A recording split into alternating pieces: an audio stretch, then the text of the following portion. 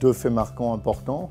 D'abord la signature du canal Seine-Nord. Enfin, le canal Seine-Nord va démarrer.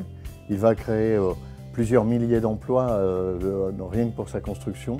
Et après, ça va nous permettre, avec cet équipement structurant, de développer la logistique dans les Hauts-de-France et de faire de cette région un hub logistique de portée européenne. Deuxième fait marquant pour moi, le Brexit. Le Brexit, d'abord, c'est un superbe exemple de travailler ensemble, d'intelligence collective, puisque dès le 24 juin 2016, le lendemain du Brexit, on commençait avec le président de la région Hauts-de-France, Xavier Bertrand, à travailler tous ensemble, à créer une task force pour répondre aux problématiques du Brexit et tendre la main aux Anglais.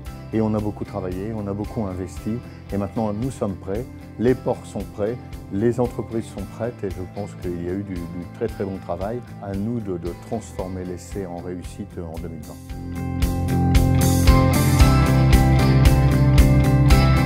Les enjeux prioritaires, c'est de continuer à travailler tous ensemble.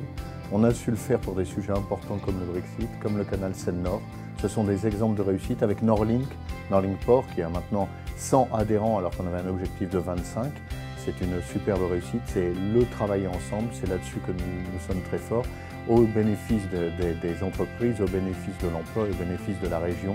Continuer à travailler, le Brexit est un défi considérable, à nous de s'en emparer, à nous de gagner et à nous aussi de travailler sur une task force pour le développement du canal Seine-Nord et la création des plateformes. Une ombre au tableau quand même, c'est d'abord les gilets jaunes, ensuite les grèves qui ne sont pas terminées et ça fut catastrophique. Les entreprises ont une baisse, on a fait une étude dernièrement, ont une baisse de moins 22% en moyenne de leur chiffre d'affaires.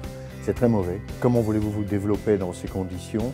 Des grèves à répétition, c'est très très difficile. Par exemple, le mois de décembre, au port de Lille, nous avons un chiffre d'affaires catastrophique puisque nous avons le fret ferroviaire qui arrive au port de Lille. C'est un point de vigilance, c'est-à-dire que tout est réuni pour réussir cette région.